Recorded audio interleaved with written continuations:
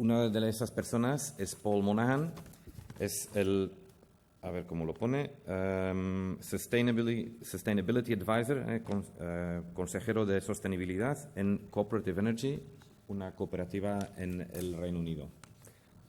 Paul.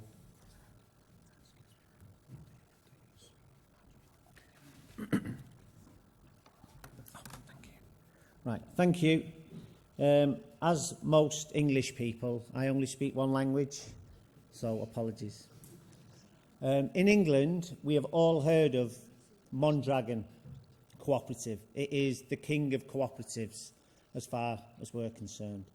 But increasingly, in England, we are hearing about people like Som Energia and Guyana, because the truth is, in Spain, it's probably harder to form and grow an energy co-op than it is virtually anywhere else in Europe. So when we see you not giving up and actually smiling as you go about your business, it is a source of inspiration. So the UK, a little bit of background. Over the last 5 years, things have gone wonderfully well in the United Kingdom. As you see, the amount of renewable energy in the United Kingdom has tripled in just 5 years. We've now got about 25% of our energy from renewables. Last year, the UK was by far the strongest market in the whole of Europe for investment. Our greenhouse gases are going down, our coal use is going down. The last 5 years has been like living in Disneyland in many ways. However, and there is always a however, in the last year, our new government has gone completely cold on renewable energy. And what that's meant is that they've turned the tap off. So, for example, our feed-in tariff scheme, which had seen 800,000 houses with renewables in the UK, has been completely cut down, such that now it's a trickle coming through. So it's not as bad as the situation you have in Spain. So some people in Spain might look at us and say, what are you moaning about? You've still got it better than us. However, for us, it's been something of a shock. And as you can see, the UK has gone from the best places in the world to invest on renewable energy to now one of the worst. So that's the background against which my cooperative in the UK and others operate.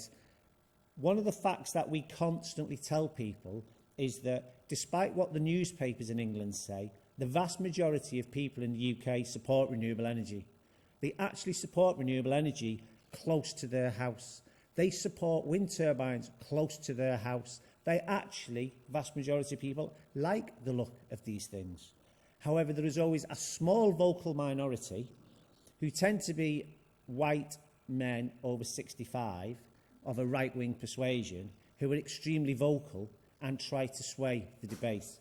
So what we found, and we do polling, and I don't know that it's useful in other areas, we regularly poll the public and ask them, do they like renewables? And in particular, do they like community energy? And in particular, do even right-wing, over 65 white men living in the countryside like community energy? And they do.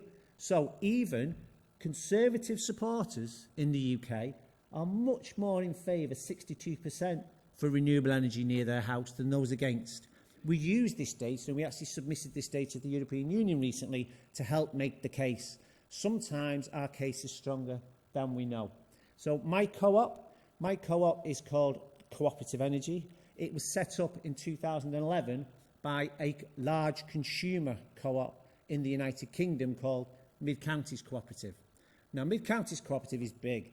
It's got about 500 stores selling food and pharmacy and holidays and even funerals, and it's got about $1 billion turnover.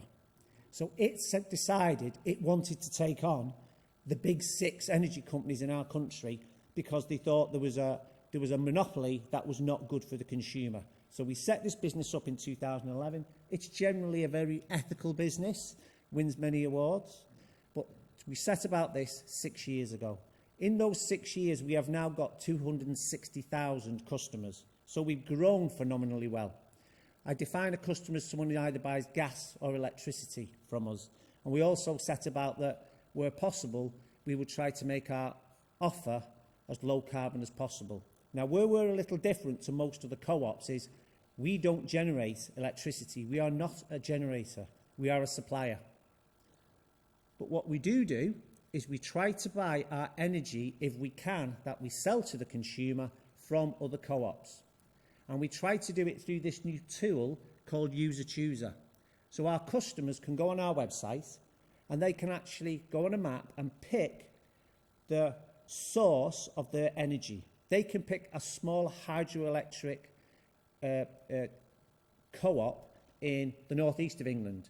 They can pick a wind turbine in Scotland. They can pick solar panels from a co-op in the southeast of England. They can actually choose the source of their energy. Now, this User Chooser, as we call it, which received, thankfully, an award from the European Union at last year's Renewable Energy Awards, has actually now got 13 different projects on it that our customers can choose to use. And what we try to do there is we're trying to give them more connectedness to the electricity that they buy. So here's an example of the projects that are on there right now. As you can see, they're scattered around the UK. They cover all technologies: wind, solar, hydro, and in Wales and England and Scotland. So we think this is one of the ways we've tried to move forward. Like I say, we don't generate our own electricity, but we do supply the electricity, and we do try to support those cooperatives who do generate that electricity. I think the other thing we learned at Mid-Counties Co-op and Co-op Energy is that it's not good enough to simply do the right thing, because the rules are quite often weighted against us. We found when we set up, the rules were weighted against a small energy supplier taking on the big suppliers. So we've had to do some extensive lobbying to ensure that the playing field was levelled. And that included things such as, for example, when we started, it was very difficult for a consumer, a customer, to switch from EDF Energy to cooperative energy. It would take weeks. And a lot of customers would just give up. Who wants to take weeks to switch your electricity supply across? So one of the things we've been lobbying for is shorter switching times. And it's now gone from weeks to a few short days. The other type of thing we've been doing is arguing for better treatment, fairer treatment of community energy generation, such as tax reliefs. So in the United Kingdom, if you invest in a new start-up business, you get a tax relief. If you invest, let's say, £1, the government will discount 30% of that as tax relief. So we said if somebody can get tax relief for investing in a diesel fossil fuel generator, shouldn't they get tax relief for investing in a community energy co-op? It seems fair to us. And for a number of years, we won that argument, and it helped with the growth of community energy. However, again, our new government has now decided that no, community energy co-ops should not get these tax reliefs. So it becomes a constant fight. We also see that we're absolutely passionate about working with ResCoop on these type of events, because Europe matters. As long as the UK stays in Europe, it matters.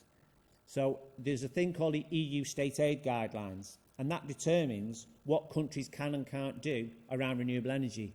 And I think ResCoop did some absolutely invaluable lobbying of the European Commission to help us get some small wins in and around these guidelines, which helps us back in our countries. Which brings me to, where does local authorities fit into this? We've got to a situation in the UK now where, with national government going so cold on renewable energy, we as a sector are turning to our city regions to help us develop the products of the future. And what we're seeing is the big urban cities such as Nottingham and Manchester and Edinburgh and Glasgow and London are all now saying they want to move back into the energy generation and energy supply business. So cities such as Nottingham have now got their own, what they call the Robin Hood business, which sells electricity direct to consumers in their locality. And I think what we as a sector are realising now, that the days of when a co-op can be out there on its own, small, and compete against the big guys, it's a very difficult fight to win. What we need are collaborations. So my co-op, Co-op Energy, was lucky.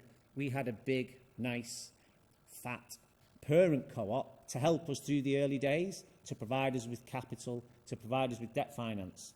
And I look and I see people like Monaghan, etc., and I just wonder whether somebody like Monaghan could maybe take Guyana and some energy maybe under their wing a little and help them build up these new businesses for the future, or a local municipality. That's the only way I really see us hitting scale to get to the types of numbers which we're talking about, which in our case we have done well. We've got to, like I say, 260,000 customers in a short space of time. So I'll leave it there. Thank you.